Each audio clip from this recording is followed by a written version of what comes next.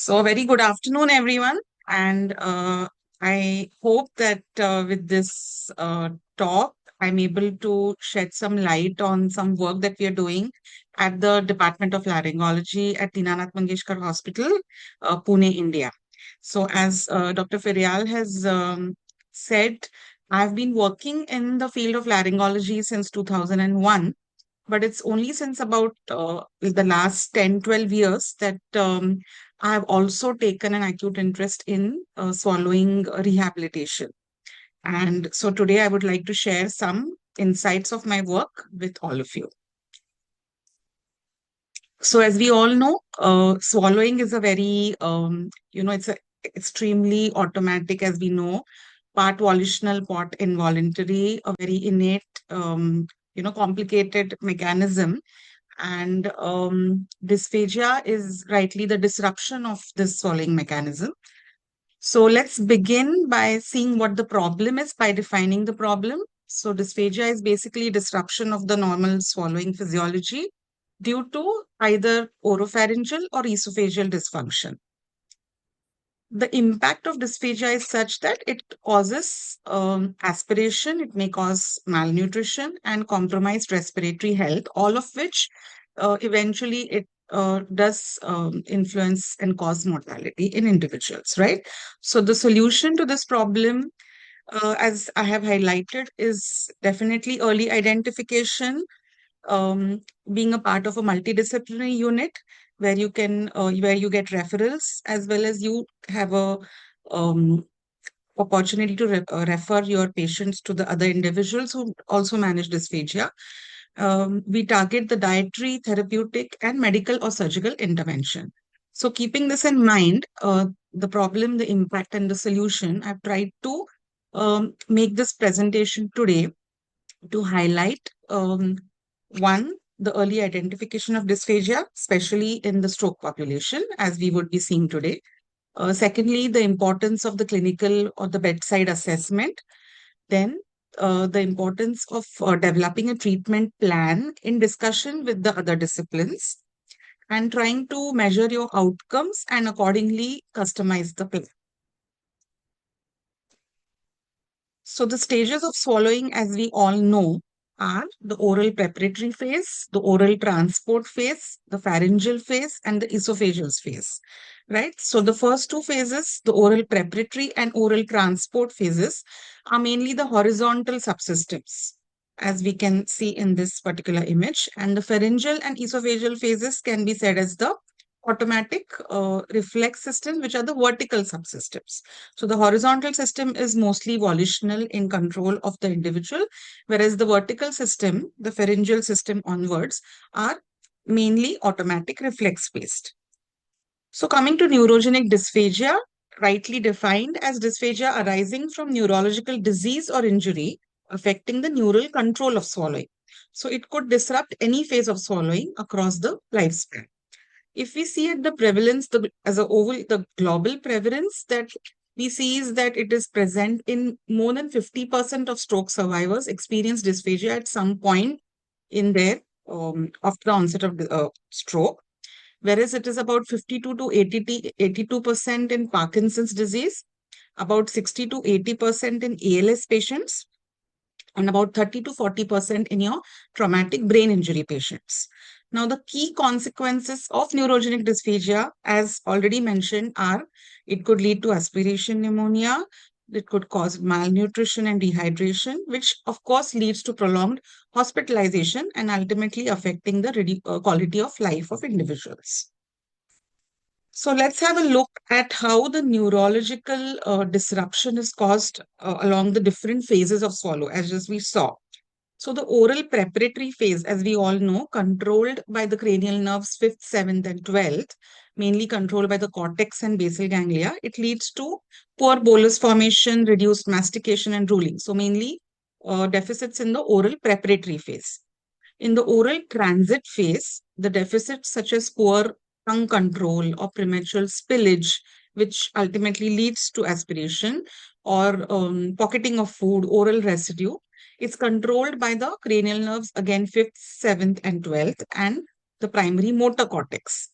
The pharyngeal phase, which is the most important, as I would just highlight throughout the presentation, in especially in the stroke population, is governed by the brainstem, your nucleus tractus solitarius, and the nucleus ambiguous, and the cranial nerves 9, 10th, and 11th. And it leads to these particular deficits, such as a delayed swallow trigger, reduced laryngeal elevation during swallow, aspiration, or residue. And the esophageal phase, which would not be too much in discussion in today's talk, is controlled by the autonomic system, and it leads to reduced peristalsis, achalasia, or dysmotility, right? So overall, the causes of neurogenic dysphagia are multiple. It could be cerebrovascular, neurodegenerative, such as Parkinson's or multiple sclerosis, motor neuron disease. We also see dysphagia in certain acquired neurological conditions such as TBI, GBS, or myasthenia gravis. Or we could even see it in dementia syndromes. But again, the highlight of today's talk is your strokes, which could be ischemic, cortical, subcortical, a hemorrhagic stroke, or a brain stroke, which is the most common cause of neurogenic dysphagia. So coming to dysphagia post-stroke, the subcortical strokes are reported to be of higher incidence of dysphagia than cortical strokes. The incidence of aspiration in brainstem strokes is as high as 80%. And in case of left hemispheric or MCA stroke, higher presence of aphasia, that is a language disturbance, as well as buccofacial apraxia are highly significant predictors of dysphagia. That is, individuals exhibiting signs of aphasia or apraxia have a higher likelihood of also developing at least the oropharyngeal dysphagia. And in individuals with signs of aspiration detected in the first 72 hours post-stroke are most likely or having a high 12-fold risk of being on feeding tubes, even at 3 months post-stroke. So when you're evaluating an individual with dysphagia, prior to beginning any formal investigation or instrumental evaluation, there are certain red flags which come to your mind. So there could be poor oral control, poor facial weakness, poor tongue control leading to continuous drooling of saliva. There could be dysarthria, that is, the speech could be very slurred and slow. The voice quality could be hoarse or breathy or gurgly following intake of liquid, or sometimes even after swallowing the saliva as such. There could be nasal regurgitation of liquids. You could observe inadequate laryngeal elevation movement during swallow.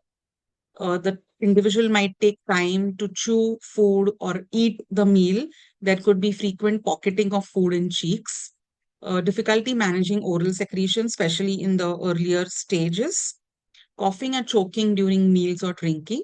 And complaints of food sticking in the throat or chest, or some kind of discomfort in the chest following meals. So all of these red flags at admission post-stroke are red flags which should actually immediately, assessed by the individuals or taking in history, medical history, by the nursing staff, by the intensivists, or the emergency in the emergency room, should be referred for a detailed swallow, at least a detailed swallow screen initially. So at our hospital, simple flow chart. If a patient comes to the outpatient or the inpatient department with a history of difficulty in swallowing, then if he's admitted, we do a bedside evaluation, or we do an evaluation, swallow evaluation in the OPD, which consists of a clinical history and detailed oral mechanism screening, followed by a dysphagia screening. Then if the patient passes this, then he's moved on to regular feeding with a regular review and referred back to the physician. However, if the patient tends to fail in the screening test, then we undertake a detailed clinical swallow evaluation and refer the patient for a instrumental evaluation, which could be a modified barium swallow or your fiber optic endoscopic evaluation of swallowing. And then the treatment is planned as to whether it would be medical, behavioral, or surgical, or a combination of all of these. So it is this interplay between the clinical swallow evaluation, the instrumental evaluation, and treatment planning that we would discuss in detail today. So coming to a clinical swallow evaluation. So how is the framework? So it always begins with a detailed medical history where we see the neurological diagnosis, we check the scans, we see the onset progression of the disease as well as the dysphagia. If the patient is on certain medications, what is the nutritional status? Is he able to take orally or already put on a feeding tube? The respiratory history and any prior speech language pathology involvement, that is any prior um, history of any dysarthria, dysphagia in the past. This is followed by a detailed oromotor and cranial nerve examination, which would give us good pointers about the neurological involvement, and then we could refer for the assessment in detail. So here the lip, tongue, and jaw strength and coordination are checked through various lip and tongue movements. We can check the viropharyngeal function, either through examination or indirectly through questionnaires. The laryngeal sensation and voice quality is also checked. It could be just a formal interview with the patient. We can check that, or it could also be a detailed swallow test. The third phase is your clinical bedside swallow evaluation, where the actual water swallow test is conducted. We give water in small quantities, beginning with 3 or 5 ml, and then progressing to a continuous water drinking of about 25 to 30 ml. And during this water swallow test, um, we can do a manual palpation of the laryngeal elevation. We can check for any cough or change in voice quality post swallow. So that gives you a lot of cue as to whether we need to refer the patient for further evaluation. There are some very well established bedside swallow evaluation tests, such as the Toronto bedside swallow screening and the Gugging swallowing screening tests, right? This is followed by oral trials where you can give certain food consistencies to the patient and check the swallow refluxes.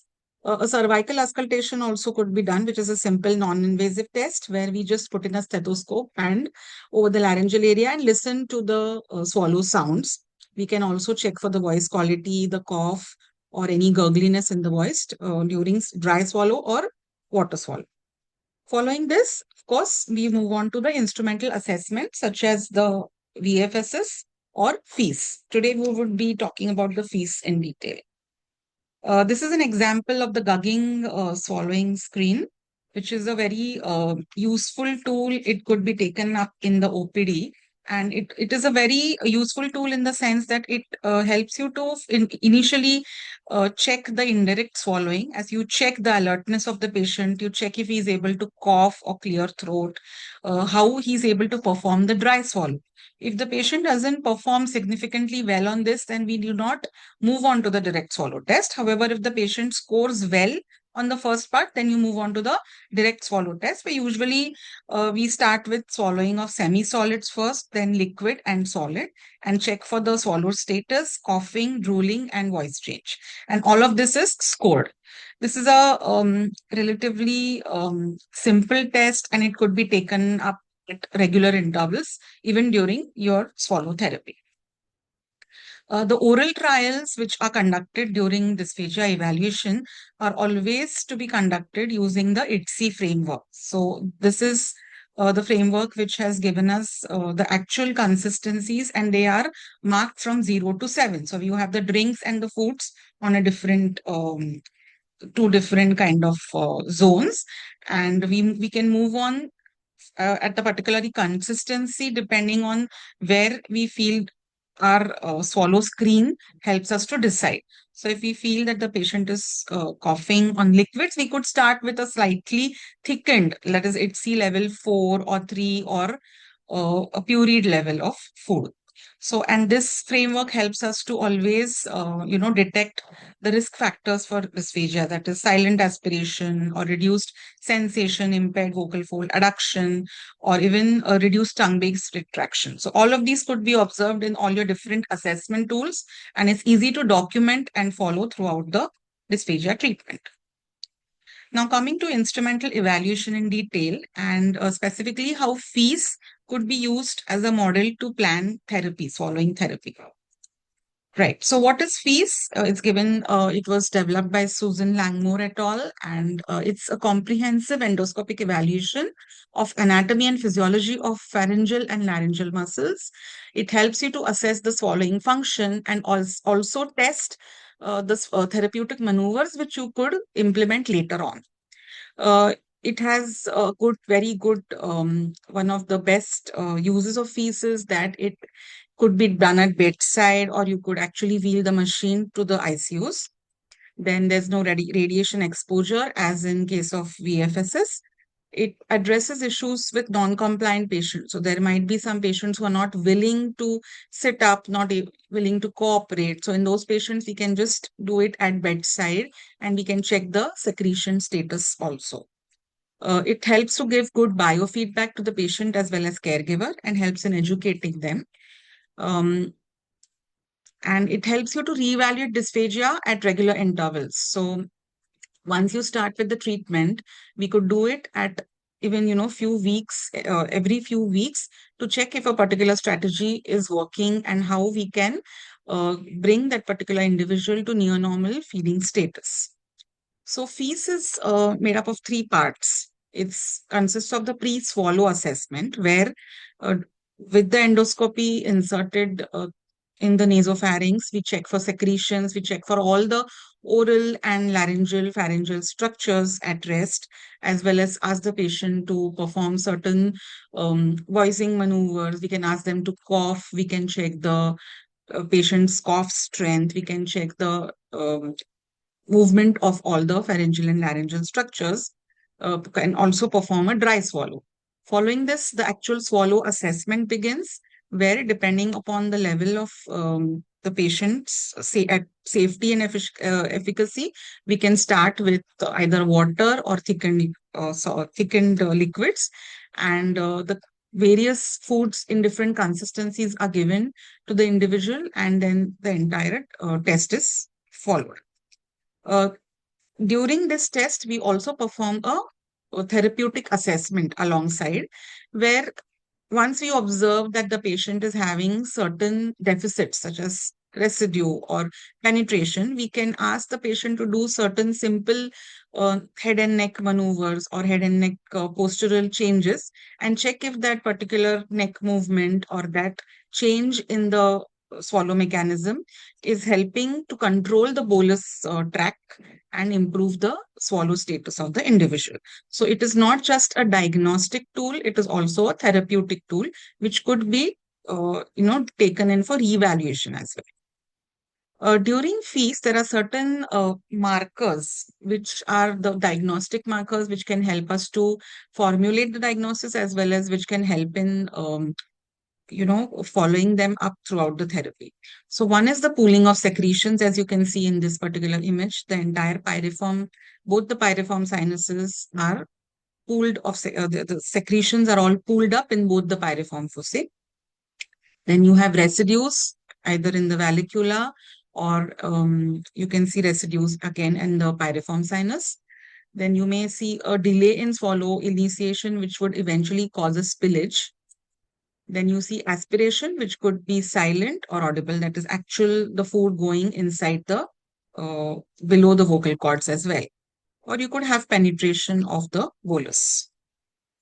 So bolus mapping is extremely important, and it is one of the most important thing that why we can undertake FEAS, because the way the bolus travels helps us to identify how it is moving in the pharynx and larynx and how it is being cleared. So that helps us to map the actual deficit, and we can thereby decide what is the pattern of dysphagia and then accordingly plan the therapy technique.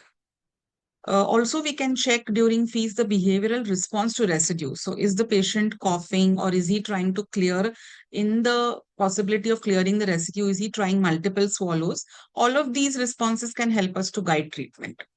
And abnormality of a particular event that we see is either prolonged, that is taking time, or absence of one or more phases of swallowing. That is the bolus mapping. And the improved swallowing is either the duration of that response improves in terms of the time. Takes less time to cover that particular bolus flow. So if we can see in this particular video, this is a normal bolus flow where you can see the bolus is arriving and it channelizes through both the sides and then it is cleared. So this is a normal bolus pattern that usually we see. Sometimes it can give rise to few mild or trace residues. However, here in this image, you see that the bolus is trying to go the right way, but due to either inadequate epiglottic retroflexion or laryngeal elevation, it then, instead of moving along the right side, it goes into the larynx and that causes the aspiration. So these two are exact contrasts where we see in the first video we saw a good lateral channeling of bolus, and in these four images we see how the bolus uh, has not taken the right path and ends up getting aspirated. So in terms of fees, dysphagia on fees can be interpreted in terms of three main findings. So a pattern of swallow, such as a weak or ineffective swallow, can give rise to residues, and the exact position of residues can help us map the treatment. So incomplete bolus clearance leads to residues, and the swallow pattern is because of a weak or ineffective swallow. The second is a misdirected swallow, which can lead to aspiration or penetration and is due to impaired airway protection. And the third is a delayed or mistimed swallow. It could be at the oral or pharyngeal stage and ultimately leads to spillage of the bolus. That is, the bolus enters the laryngeal vestibule before the swallow initiation has taken place. So aspiration or penetration again can be interpreted as if it has occurred before the swallow, it could be delayed initiation of swallow. If it has occurred during swallow, it is largely due to incomplete laryngeal valving, as in cases of unilateral or bilateral laryngeal weakness or paralysis. And if the aspiration or penetration takes place after the swallow, then it's due to incomplete bolus clearance. So sometimes bolus can build up in the vallecula or in the pyriform sinus and lead to aspiration after the swallow has taken place. Similarly, spillage could be during the oral preparatory phase where the swallow has not begun because it's due to poor oral containment. So it could be due to anterior spillage of the bolus, and or it could be at initiation of swallow due to delayed or mistimed initiation of swallow. So these patterns observed during the fees exam can again help you to actually note down the deficit and accordingly plan which technique might help them. So now coming to the various interventions available to treat dysphagia. So the first and foremost is your indirect treatment or your sensory exercises. So these are largely undertaken uh, when there is no possibility of introducing any oral intake to the patient.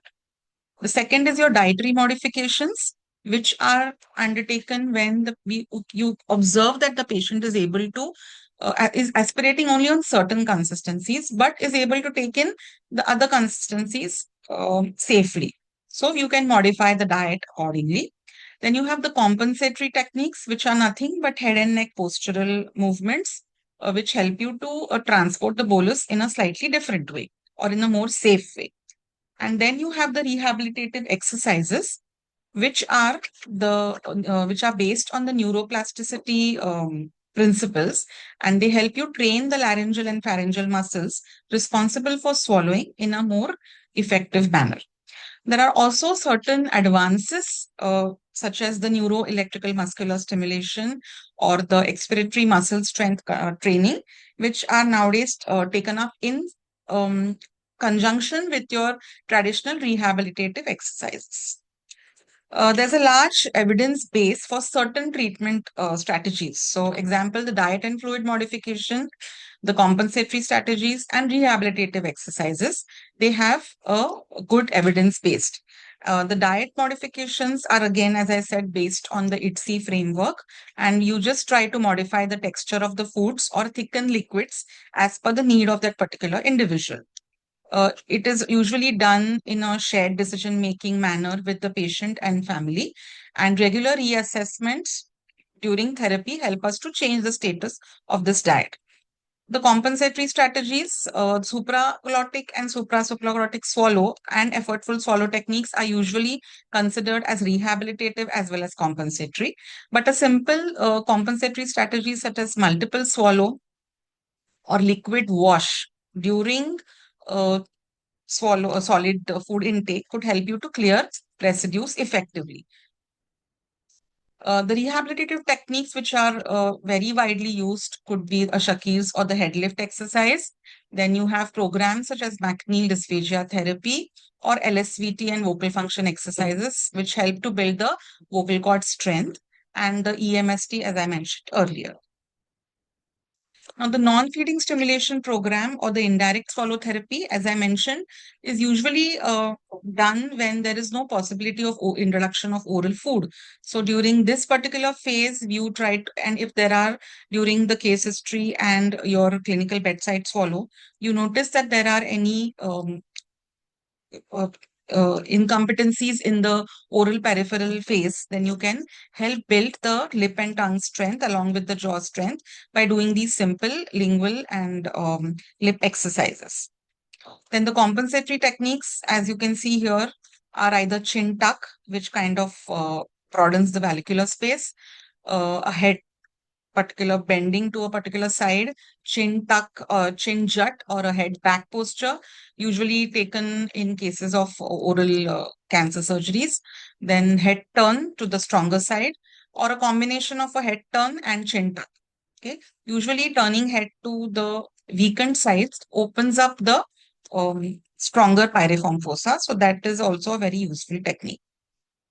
Now, direct swallow therapy techniques such as the Mendelssohn's maneuver, or a supraglottic swallow, and Shakir's exercise, which is a neck lift exercise. So these particular exercises are all rehabilitative in nature, as in they help. They are undertaken for a long term use, and they help build the particular swallow muscle function over that time. It has to be done in a certain dosage for a number of weeks or months, and then you can observe the changes in the swallow physiology again on by doing a swallow endoscopy. So the Mendelssohn's maneuver is in the first image that you see here, which is the patient tries to feel the swallow and at the peak of swallow tries to hold the swallow. So he's trying to basically prolong the swallow phase, and that ultimately helps in increasing the duration of the cricopharyngeal opening. The super or the supraglottic swallow is basically inhaling, holding breath, trying to swallow or dry swallow during breath hold and then cough. So it helps in building the muscle cough strength, as well as it acts as a protective mechanism for strengthening the vocal cords. And the third is your most commonly undertaken is your neck lift or Shakir's exercise, wherein you try to build the muscle strength of the suprahyoid muscles. Now, this is an example of NMES or neuromuscular electrical stimulation, which we do with the help of a vital stim equipment. It's a very handy tool, and the electrodes are, connected on the suprahyoid region, or you could also use a multiple other positions such as the infrahyoid position. And the patient is provided electrical stimulation at a certain intensity, and it also has the possibility of using surface electromyography during introduction of this electrical signal. This video will help you see how we can train a stronger swallow. So the patient is given biofeedback telling him to perform an effortful swallow, and the moment he completes those number of swallows, he's given a positive feedback on the screen. So as we can see here,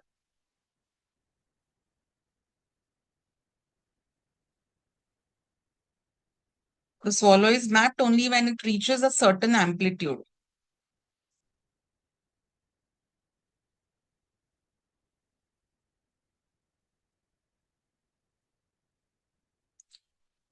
So once the patient completes 5 swallows, he's able to, uh, you know, uh, get a positive feedback. So Again, this equipment is for therapeutic as well as diagnostic purposes, and it's fairly easy to use, could be used on a OPD basis also.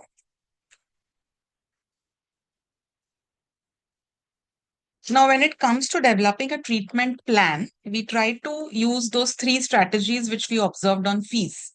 So, if we see that there is you know, you see that there are extreme severe retaining of residues in the valvula as well as in the laryngeal vestibule, then basically your advice would be non-oral feeding. Whereas if you see residues such as these moderate level residues, then you could use a number of techniques such as alternating food or liquid bolus.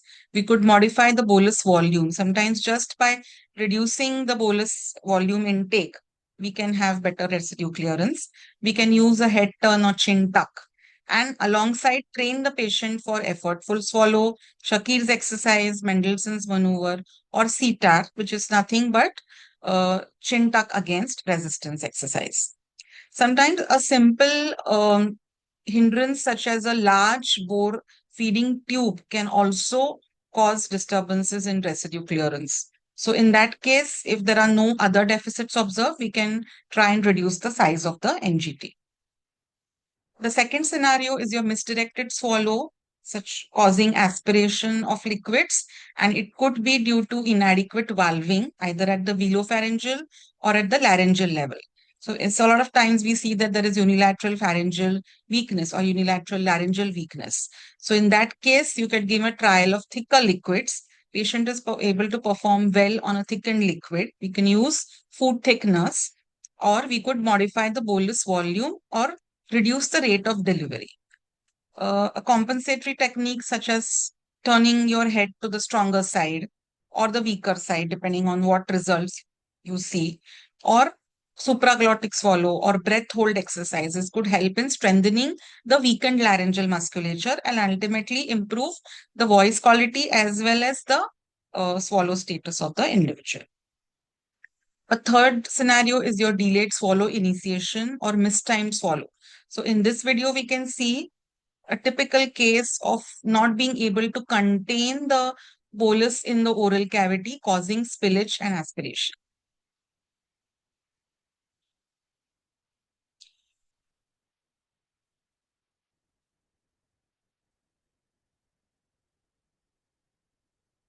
So before even the patient has started the swallow, the liquid has penetrated and later on caused aspiration. So here, a technique such as a trial of thicker food, because it takes longer to travel, could help. We can start initiating timely swallow with the help of sensory stimulation, hot or cold thermal stimulation provided to the oral cavity.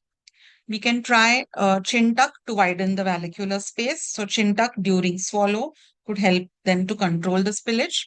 Or a three-step swallow is extremely useful, wherein the patient is instructed to hold the swallow in the oral cavity and then start swallowing step by step and then ultimately complete the swallow. So these techniques, however, the rehabilitative techniques which require, such as a street step swallow or a supraglottic swallow, they require good cognition and alertness on part of the individual.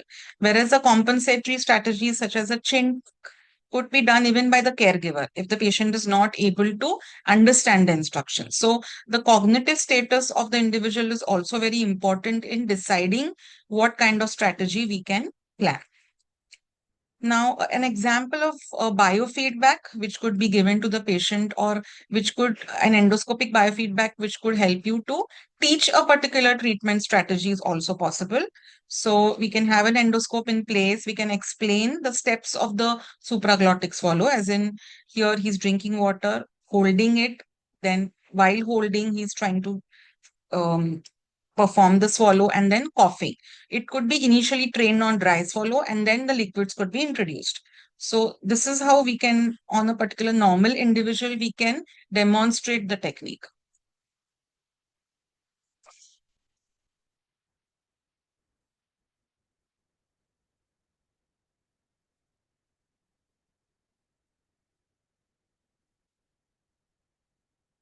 So if you could observe, I was asking the patient to inhale when the vocal cords, we could see the vocal cords. Then he was asked to hold, and then we saw that he was asked to hold and swallow hard by putting effort. So it could be manual effort, pushing on the chair, etc. And you can see that the entire laryngeal vestibule closed at that time, right? So inhale, hold tightly, bear down, swallow, and then cough. So this could be that the swallow, it could make the swallow strengthened, effective, and later on we can train for cough or throat clearing in order to clear any residues which could have remained. So it's possible to train most of these techniques with the help of feedback, biofeedback on the during the endoscopy, or even through such pictorial images. Now, to explain what we have just now, kind of heard, I'll try to explain a case study where we tried to restore the swallow of this individual. So he was a 59-year-old male with a known case of hypertension admitted in April 2025 with complaint of swallowing difficulty and giddiness. In the emergency room, he was noted to have dysphagia, dysarthria, mild hoarseness of voice, as well as mild ataxia. And the MRI brain showed signs of left lateral medullary infarct following left vertebral artery thrombosis. And on admission, the patient was started on NGT feeds. Now, the timeline of this patient was such that he was admitted in ICU in April 2025, where we started working on oral range of motion exercises and continued the NGT feeds. At this time, the swallow screening had initially taken place in the ICU. In May 2025, we completed a feast, following which supraglottic swallow, effortful swallow, Shakir's exercise were started on a OPD basis. And we continued the NGT feeds and started the patient on clear liquids.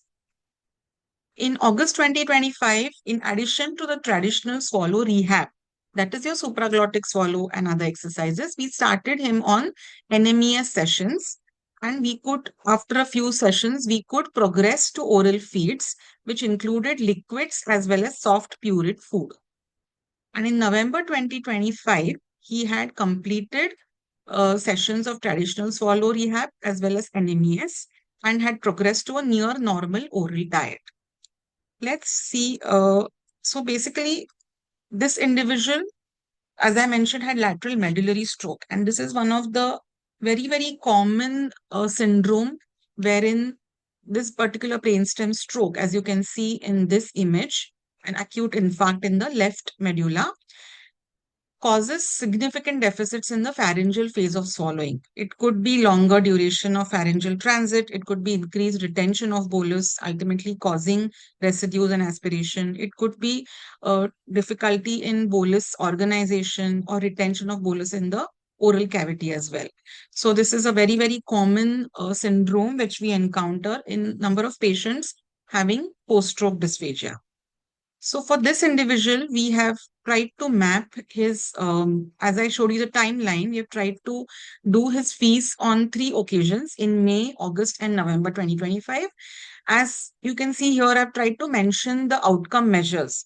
The FOIS is the functional oral intake scale, which starts from 1 to 7. And it's basically one is that the patient is only dependent on tube feeds.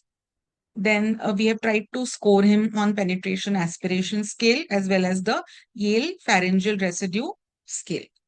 So we can see that the improvement in terms of FOIS 1 to level 6, where he was able to take in orally with few modifications but near normal diet. The penetration aspiration scale improved from 3 to 1, and the residue scale improved from moderate residues to trace residues or minimal residues. So let's take a look at the videos.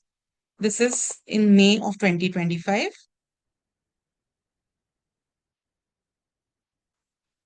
This is a short edited video where we can see that there are significant residues pooling up in the vallecula as well as the pyriform.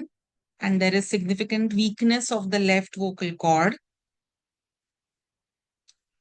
And there is penetration as you can see in this particular video. This is an improved status in August 2025, where we could give him multiple consistencies of food. You can see that the residues have reduced significantly. Though the left-sided weakness is persistent, there is good compensation by the right vocal cord. We've given him soft solid bolus, which he's able to considerably well clear after multiple swallows. And there is no penetration now. And this is in November of 2025, where you can see mild or trace residues after one swallow, and the patient is able to take in all consistencies of food. So this comes to the outcome measures and documentation I would like to highlight here, as in we should always try to use validated outcome measures during your patient follow-up. So if you start with these measures at the outset, at the first fees examination, you try to map the penetration aspiration, the FOIS, and the residue. We can do the same documentation at regular intervals whenever the patient comes for a follow-up and the fees is undertaken. It helps you to document the progress, give a good feedback to the patient, as well as it helps you to know if your particular treatment is effective or not. There are certain other elements which are very, very important from the point of view of documentation. As to, we need to know what your referral source is. This would help us to basically communicate with your referral source in a more effective way. We need to know the reason for evaluation, as in the patient was referred only for dysphagia or for any other reason. Sometimes a lot of patients are referred only for voice change, and in the process of evaluation, we notice that they do also have dysphagia for certain consistencies. So we need to know the source and reason.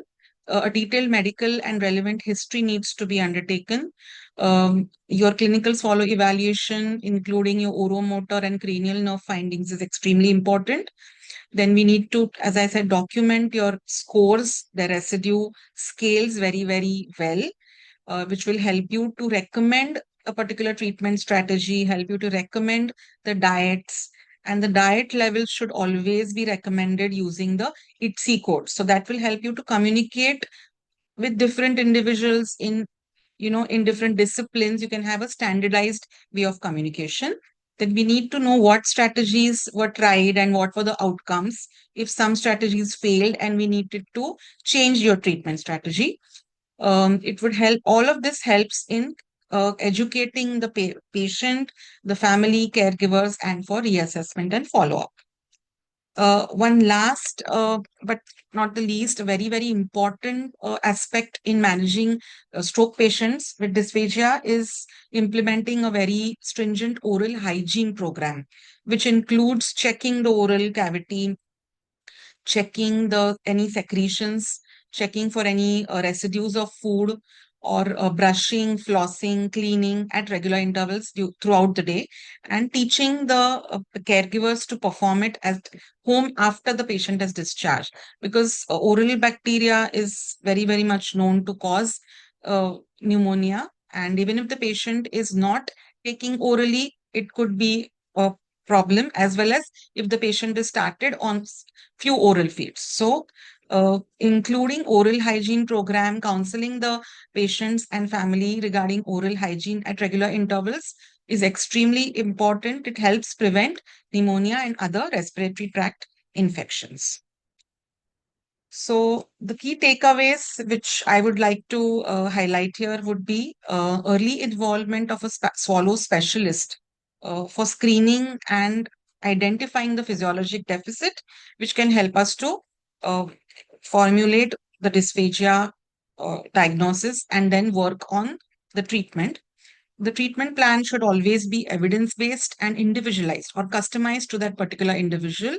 Sometimes you might work on just one particular technique, and for some other individual, you might need the whole treatment, all of the treatment strategies combined.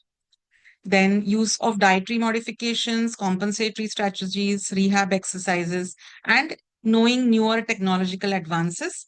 Working on all of this is extremely important.